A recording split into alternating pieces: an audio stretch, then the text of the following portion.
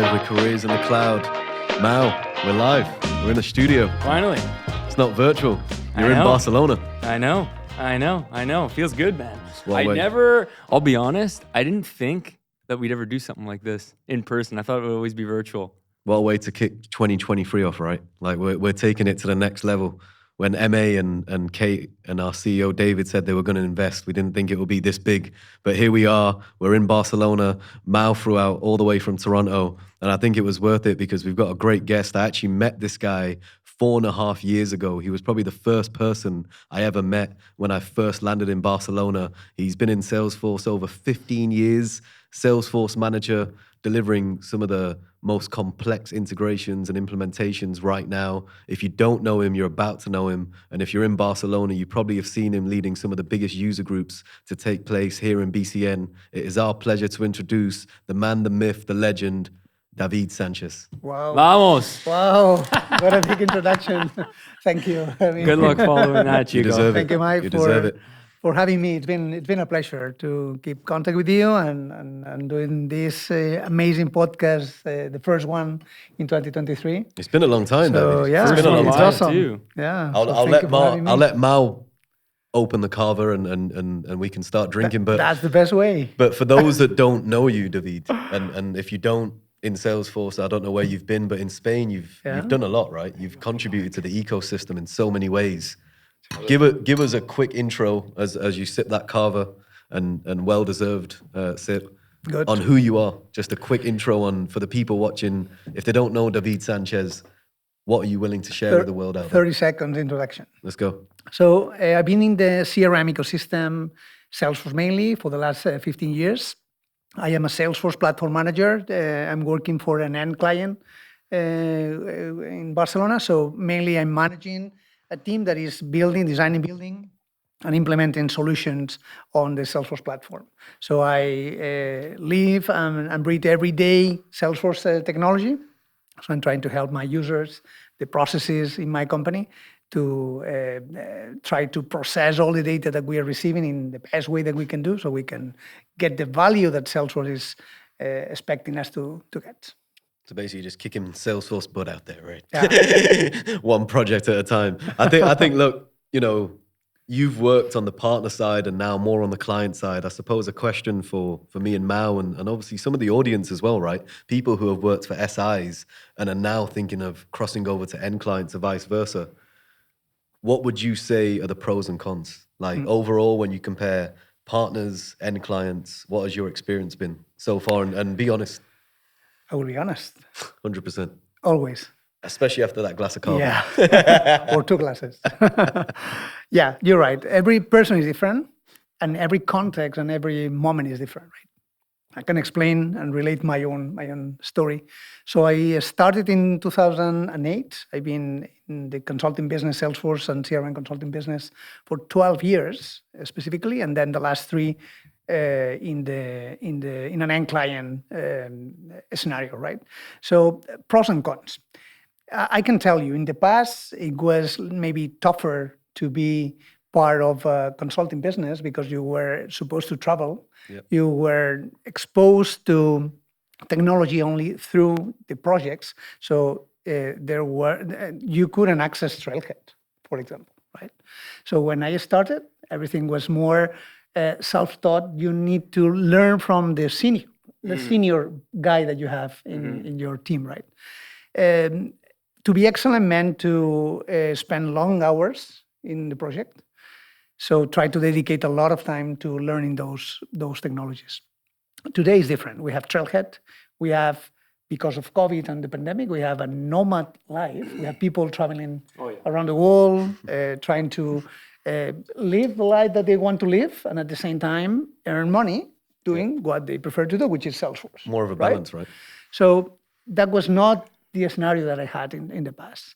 So I was living in the consulting business, right? Learning and improving myself in order to get the exposure in the ecosystem with the different projects, right?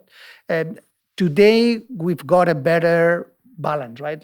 Life-work balance is better in a consulting business 100%. because they know that they need to enrich, not only from a professional perspective, but also from a personal perspective, the company and the teams, right? Otherwise, 100%. young people will leave the projects very early. They will spend months or a year or 2 years. But when you have a new offer, you have a new appealing project, they will leave. So as a consulting business, they are now working in improving this balance. I stand by. It's the best place to start, no? Yeah. Wouldn't you It say? is. Like compared to anything else, like you get the most exposure to different things. You're forced is. to self-learn. It is. More clouds, right? More Yeah. exposure, different kind of projects. Yeah. You have boutique partners, right? In the past, maybe partners were different, larger partners, very few small ones. But now, maybe, I think, my opinion, right? Large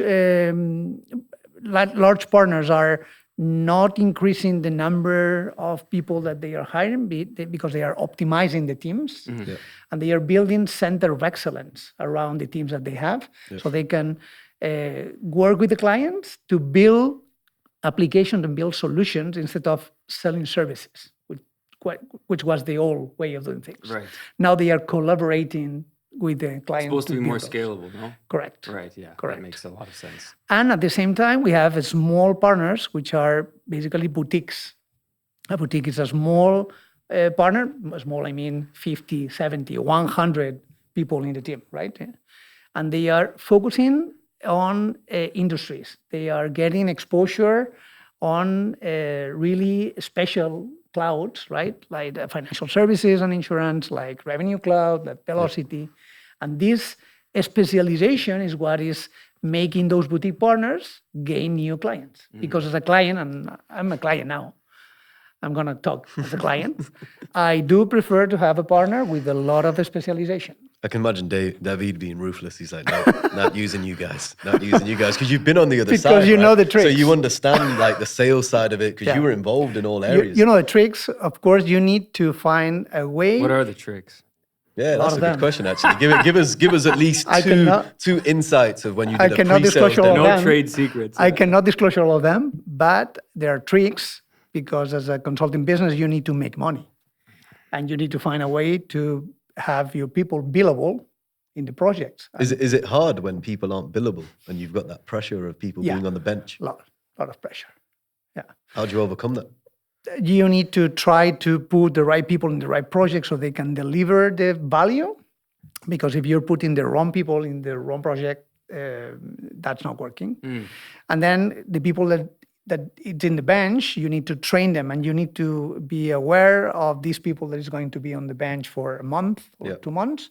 So since the very beginning of the bench period, they are learning. Right? Otherwise, oops, it's too late.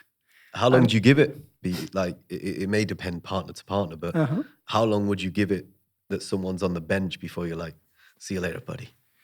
It's over. If the person is really good, you cannot let this person go. It's your problem as a consulting business to find the best project for this person. Sometimes you need to build tools, right? Because this person is in the bench, they have knowledge, and it's good that you dedicate their time to design new tools, design new process that they are going to help you in the new projects that are coming. But if it's a good professional, if they are committed to your company, if they are committed to the Salesforce product, and you can learn that by seeing the passion in their eyes. If you're talking to someone in an interview and you see, okay, this person is passionate about Salesforce data, processes around those applications, that's a person to keep.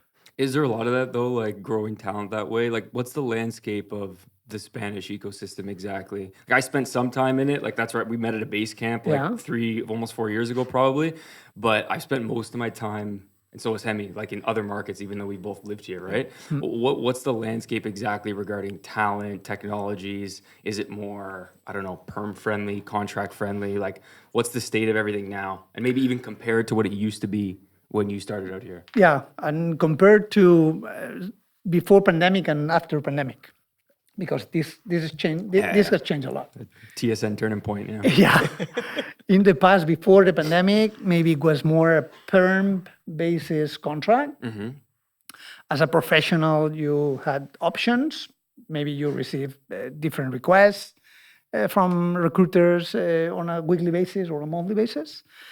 It's been accelerating more and more since COVID, right? Mm-hmm. And because of COVID, nomad life, freelancers, part-time, it's more the norm than the exception. Now. So more freelancers. More freelancers. So when you say freelancers, more part-time. So people doing multiple projects. Correct. But Spain, like the question I get from, and I think Mao gets it, is Spain's still a bit adverse to contractors and entrepreneurial. I was just going to ask, are they running as like autonomous or like what's the... Yeah, autonomous is the fiscal figure for that. Right.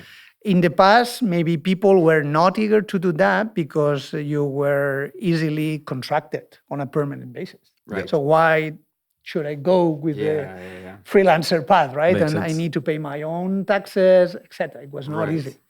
And maybe Spain was not the easiest country in regards to freelancing. Right. But this has been changing, and COVID has helped on that. So even government's been changing, like the way that it all works process-wise. You have less processes, less papers. So new laws are coming in, anymore. right, David? Like from what I know, I could be wrong. I do read the Barcelona Times, but my Spanish is still coming along. Un poquito.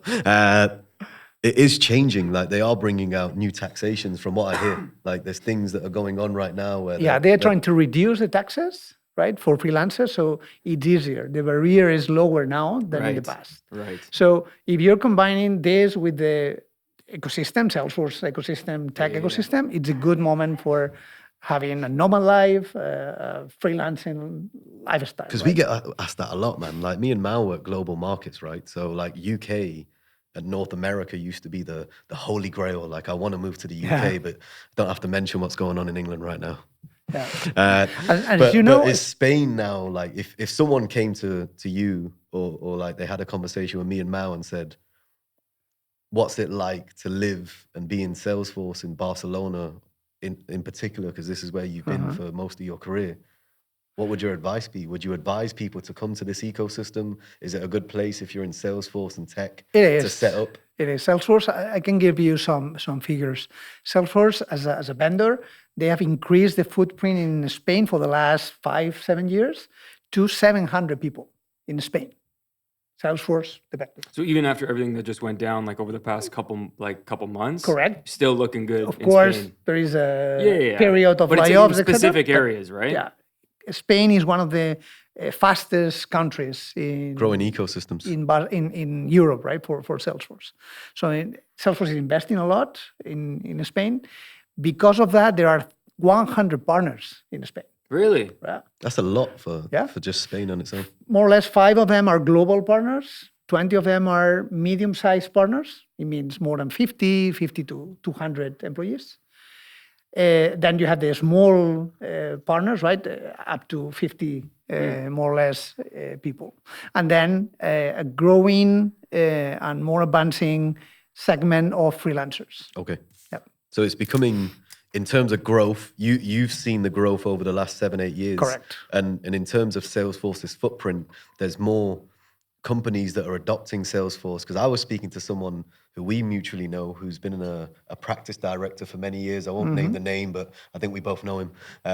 He was saying that especially in industries like energy, utilities, you're seeing a lot of growth. So do you see that as well? Like, is there industries within Spain right now, if you work in Salesforce, that you see growth in?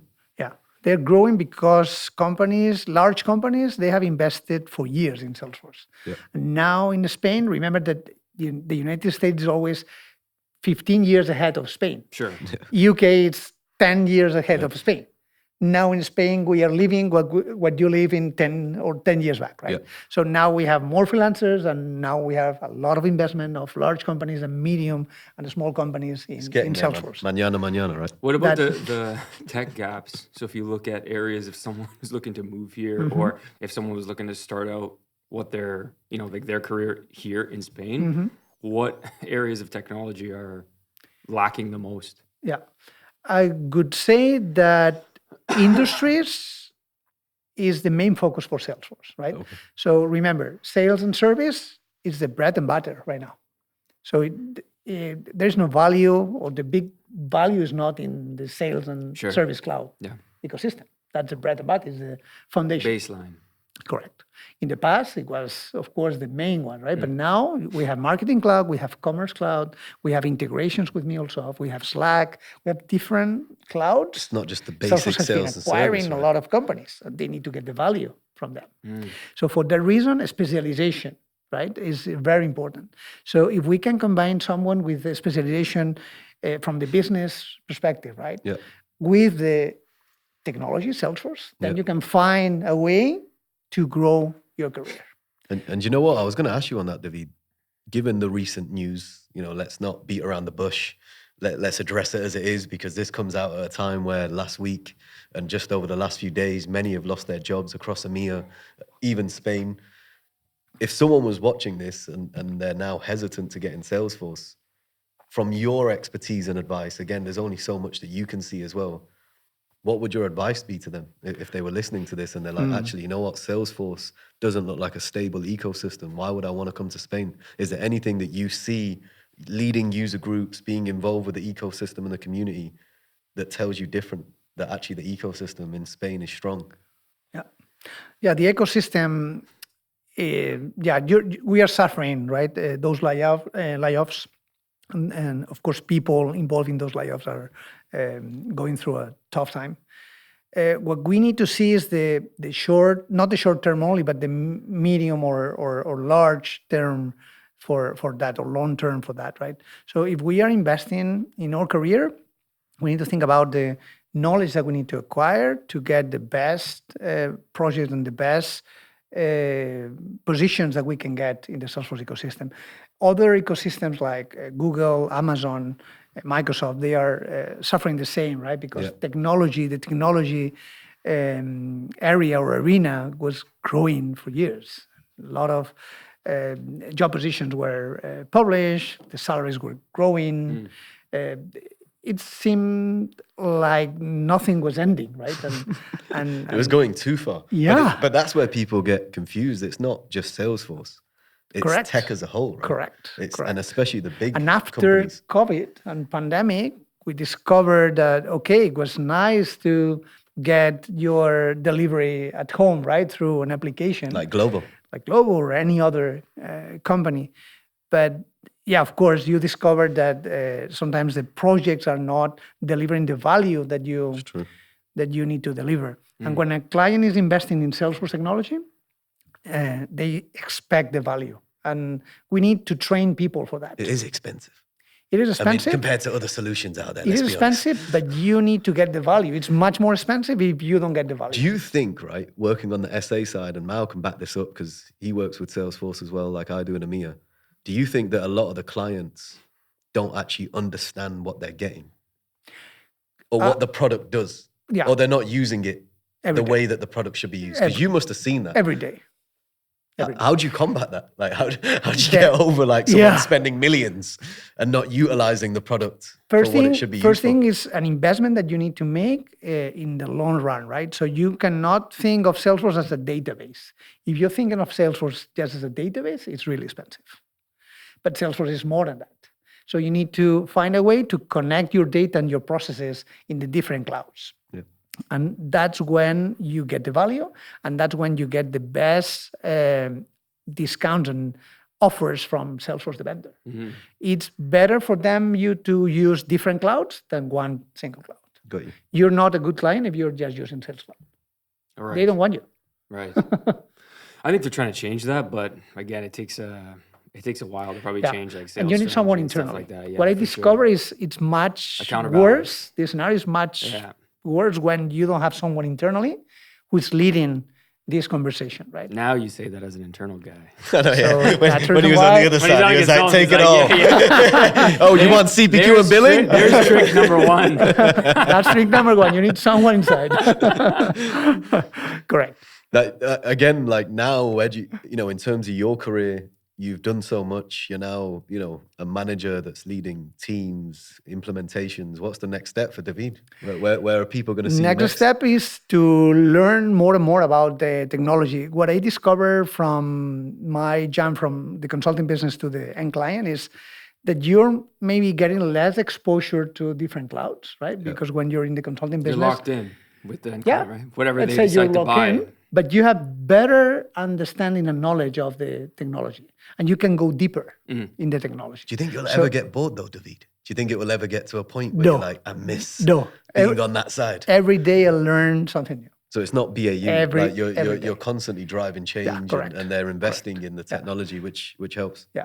I have more than 600 batches in Trailhead, so I am always eager to learn more and more because Salesforce is pushing that every release. So if you're responsible of your platform, right? And I feel as a client, I feel that Salesforce is my baby. My org is my baby. I need to take care of my baby. So every 4 months, I have new releases, new features to activate. To keep upskilling. So and it's I the need learning that keeps I you need excited, to right? reskill and upskill myself. Definitely. I was gonna say, because you've always been a guy who's been into like training people, right? Like since probably we've met, you've always been that involved with the user groups and whatnot. Like, what do you think is, I guess, missing in the ecosystem right now in regards to getting people upskilled to where they need to be, not just Trailhead, but in general? Yeah. For the last few years, I think it's been unbalanced, right? A lot of companies are looking for people because they are investing in Salesforce. Okay, I need a guy to implement Salesforce. Consulting business or internal guys. And at the same time, we have a lot of people trying to get in, right? Juniors or people from other industries trying to jump into the Salesforce I've seen the ecosystem. hype. And you're trying to So, okay, a lot of people in both sides. How can we match them, right? So there are initiatives like Supermoms, right? With Heather. It's really good. Or There are Montreal Associates. good. So Refugee Force right now, Blue Road Academy with Gaspar, they are doing great. He's killing it. Yeah. They had a spot at Dreamforce, if I'm not mistaken, right? Yeah. There was like a big And they're commercial. growing. Looked We We awesome. spoke to Jasper just when he was starting, and Refugee Force was still very new into the market. And they are doing great But this promo was next level. Yeah. Like I was there, like I was watching it when they played it like on the big screen. Like it looked incredible. It is. Yeah. It is. Really. So they are doing great jobs and they are going to a specific segment of people, right? Right. But we have lots of other segments, right? People trying to get in. I'm sure you're also contacted on a daily You basis. must get a lot of messages from people seeing your profile and Correct. given Or what you've done. because I'm the leader of Too the Barcelona famous. group, right? They are contacting me. Hey, I'm looking for. Do you ever get stopped on the streets, David? So he wears the hoodie on purpose as well. It's that guy. yeah, I'm trying to identify myself if they're looking for a job. So they are reaching me, and okay, I can help you, but every situation is different, right? Every person is different. So I think there is a gap between those two buckets of people and requirements, right? So one of the things that I think it's good that we have in the future is more hands-on bootcamps. As of today, large companies are investing in their own people to go to a bootcamp. Big time. And it's paid by the corporation, by the company. But it's an investment. It's an Because investment they'll get the for their return own on people. investment. Exactly. But what if you're not investing in your own people? You're investing in people outside your company and you're getting the best of them and you're hiring them. And right? you're getting the talent because And let's be you're honest, getting the talent even though there's ahead more of time. people coming into the ecosystem, there's still a lack of talent in the specialist areas that Correct. you've just touched upon. So if you look at MuleSoft, SFI, even industry, there's still a lack of talent, right? So if anyone's watching this, there's still demand, but you have to be smarter. It's not just about, I want to get into Salesforce, let me just upskill and do a bit of Trailhead. It's now about being wiser on the projects you work, the industries that you deliver, and the partners that you work for, right? Because there's more partners. The one thing that we like to end it with, David, is getting to know the man behind the cape or behind the hoodie and the carver, as we'd see now.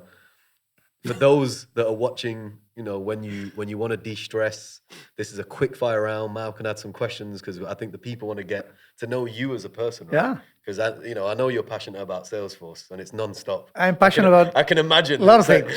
Exactly. Share it with us. I mean, when you're not working in Salesforce in Barcelona. My wife and myself, we dance salsa, for example. No, Didn't way. expect that. Yeah. We Do you dance think salsa. you and Mal can show me we something? We play golf, right? Pitch and pad, which is a kind of a small version Do you play of golf. paddle, by the way? Paddle, yeah, I play paddle. I knew you'd be an avid Yeah, paddle guy. yeah. So I'm trying to de-stress myself and trying to do things that are not connected to a laptop. Do you find it hard to switch off? Because in tech, No. So it's like No. when it hit, now you're working. Because Born I in learned- Spain, Chico. because I learned that I need to do it. Right. Otherwise, you're always stuck and connected. That's a healthy and way, though. Available. But for a partner, it must have been harder because of the hours before COVID, like having to travel, Yes. the expectations, That was the different. billables. That's a different That was pressure, right? different. That's a different kind of mindset. Whereas with an end client, I can imagine the work-life balance is a little bit easier. And I can do multitasking. I really a multitasking break the stereotype person. for us men then. I needed to, right, because of the project. But I learned to focus when I'm working and working, when Shut I'm off outside after. of the office, and I work from home. So I need to focus Every day? Every day. Yeah. On that subject, let's end it with this if we can. So many companies are now bringing people back to the office after COVID's hit, and we've worked remote for over 2+ years, and now many are being commanded. We're talking huge organizations to even the smaller SMEs. What would your message be to them? Because remote working has proven for many cases that people are more productive. They end up having more of a work-life balance. It has significant improvements on mental health, yet we're being pushed back into these offices after people have experienced the other side. What would your message be on that? What would your experience be? My message is it works. If you're working from home and you can keep your hours, you're not overworking. You need to rest when you need to rest. You need to go outside with your family, etc. You don't need to suffer the stress of being working remotely. Some people is sometimes not being able to get it right, because they don't have the habits for that. Yeah. And you need to get the habits for remote work. What helps you be productive when you're working remote? Salsa, baby. I Yeah. get I was gonna say I dancing get up salsa. early. I'm doing some exercise. I'm getting my breakfast, and I'm starting at 9 sharp. Not later, not So you before treat that. it like you're in the office. Correct. Because then you're focused. You disconnect any other distractions. You're focused on the job. I'm stopping at 2, starting back at 3. So you need really conscious about that. Schedule. Otherwise, it's really easy to get out of control. Let the day just take over, right? You're And do starting nothing. at 7 in the morning. You're getting late, and Yeah. so you need to. At least for me, it works because of the kind of job that I'm doing. Right, I'm managing a team, but also designing, building, configuring things. So you're still hands-on, and then you've got the other I'm side. fully hands-on.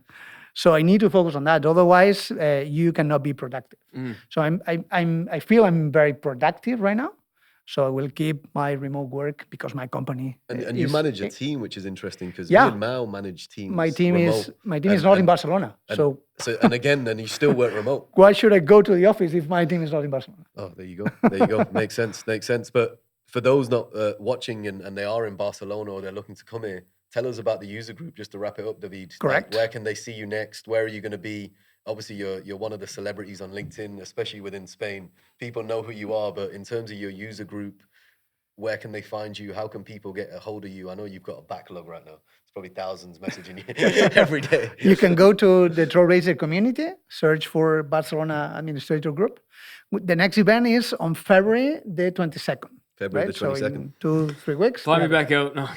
And we have Dream Ole, by the way. Do you know what's Dream Ole? Yes. I was Dream with Ole them is happening in March 31st. North Africa Dreaming, yeah. And I will present it. I will be a You're actually speaker. going to be presenting that? I will be presenting Wow, we that. got to do Dream Ole. So Like, I've Get heard me about out here. the after party. He's going for the after party, not for the presentation. The after party after Dream Ole is just a 2-day. you have to go. Yeah, Dream Ole is we the, gotta do it. the What best are one. you speaking on? Can you share? I Is will, it no, surprise? it's public. Yeah, I will be explaining my 7 lessons learned when I was implementing CPQ and billing. Oh, nice. So Revenue Cloud. Huge product right now. Huge It's product. it's a nice product, but you need to know the tricks. Yeah, no doubt. No doubt. Nice, man. What a way. So I guess the next time we're going to meet is Dream Ole.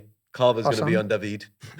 if he remembers at that point. But David, look, honestly, amazing to have you on after years of first meeting you, seeing your growth, giving the wisdom, the advice that you've given. And man, keep it up, man. Keep representing Barcelona, Spain.